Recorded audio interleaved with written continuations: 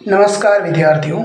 इस क्लास में हम पढ़ेंगे कक्षा 10 की प्रश्नावली दूसरी है बहुपद के बारे में और ये समझने की कोशिश करेंगे कि बहुपद का परिचय क्या है, सामान्य परिचय इस प्रश्नावली में और इस क्लास में हम देखने की कोशिश करेंगे। पहला जो पॉइंट है वो है बहुपद और समीकरण में अंतर क्या है। किसे बहुपद कहेंगे, किसे हम समीकरण कहेंगे। जैसे हमने लिखा 2x+4, अब ये बहुपद है या समीकरण है, तो इसको पता लगाने का एक तरीका है कि अगर बराबर में कोई संख्या नहीं है ना, तो वह कहलाएगा विद्यार्थी बहुपद। क्या कहलाएगा? बहुपद। अगर बराबर में लिख के कोई संख्या लिखी हुई है, वह कहलाता है समीकरण। क्या कहलाता है? समीकरण। जैसे 2x+4 ये लिखा, बराबर में कोई संख्या नहीं है ना, तो यह कहलाएगा बहुपद।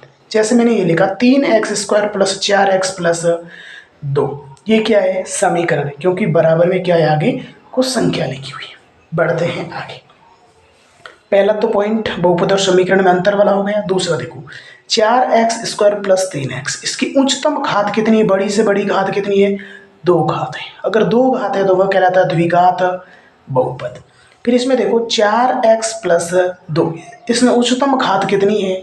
1, यह कहलाता है रेखिक बहुपद। फिर 4x² + 2x, इसमें उच्चतम घात कितनी है विद्यार्थियों? 3, तो यह कहलाता है त्रिघातीय बहुपद। इनका जो नामकरण किया गया है ना, वो नामकरण किसके आधार पर है? घात के बेस पे। और वो भी घात कौन सी? उच्चतम घात। जो बड़ी घात होगी ना, वह उसका नामकरण होगा। तो पहला इसमें कॉन्सेप्ट हमने समझा बहुपद और समीकरण में अंतर। दूसरा कॉन्सेप्ट हमने समझा इनके नामकरण, रेखिक है, द्विघात है या त्रिघातीय बहुपद है। फिर आगे हम इसमें समझने की कोशिश करेंगे कि शून्यक की संख्या, ये सबसे इंपॉर्टेंट है। इनमें से प्रश्न पूछा जा सकता है कि शून्यकों की संख्या कितनी होगी। शून्यकों की संख्या, किसकी संख्या विद्यार्थियों? शून्यकों की संख्या। और शून्यकों की संख्या जो डिपेंड है, वो बात करेगी घातों पे डिपेंड करती है। किस पे डिपेंड करती है? घातों पे। अगर प्रश्न पूछा जाए कि जो रेखिक बहुपद है उसमें शून्यकों की संख्या कितनी होती है, तो ये आपको याद रखना है कि अगर रेखिक बहुपद है तो रेखिक बहुपद में घात कितनी होगी विद्यार्थियों? 1 होती है। अगर घात है तो शून्यकों की संख्या भी कितनी होगी? 1 होगी। समझ में आ गया ना प्रश्न? रेखिक बहुपद में घात कितनी होगी? 1। अगर 1 घात है तो शून्यकों की संख्या भी कितनी होगी विद्यार्थियों? 1 होगी। दूसरा पॉइंट, दूसरा अगर द्विघात बहुपद है, बात हो रही है किसकी? द्विघात बहुपद की। द्विघात बहुपद में घात कितनी होती है? 2, तो शून्यकों की संख्या भी कितनी हो जाएगी विद्यार्थियों? 2 हो जाएगी। पॉइंट नंबर 3, पॉइंट नंबर 3 होता है त्रिघातीय बहुपद। कौन सा बहुपद है? त्रिघातीय बहुपद। त्रिघातीय बहुपद में घात कितनी होगी? 3, तो शून्यकों की संख्या भी कितनी होगी? 3। तो हमने पढ़ा रेखिक बहुपद में घात 1, शून्यकों की संख्या भी 1। द्विघात बहुपद में घात 2, शून्यकों की संख्या भी 2। त्रिघातीय बहुपद में घात 3, शून्यकों की संख्या भी 3। आगे बढ़ते हैं। और इसमें लास्ट आपको याद रखना है कि जो द्विघात बहुपद है, इस द्विघात बहुपद का मानक रूप क्या होता है?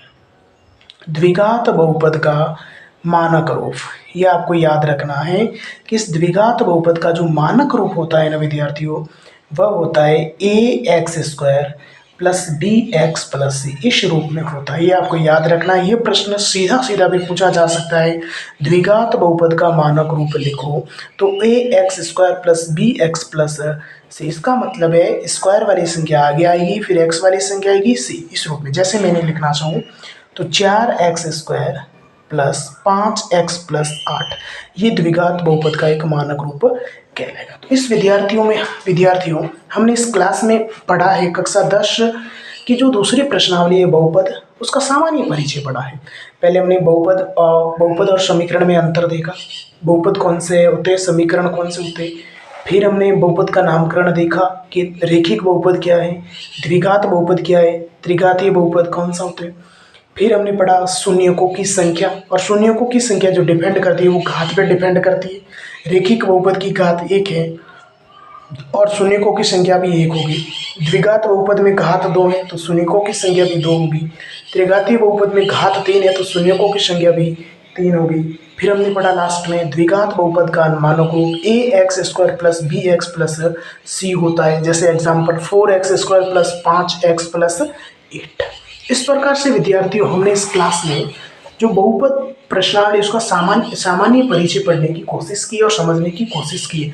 अगली क्लास में हम लेके आएंगे इस प्रश्नावली की, जो इस प्रश्नावली में 2.1 है उस प्रश्नावली को लेके आएंगे। फिर इसमें हम समझेंगे अगली क्लास में 2.2।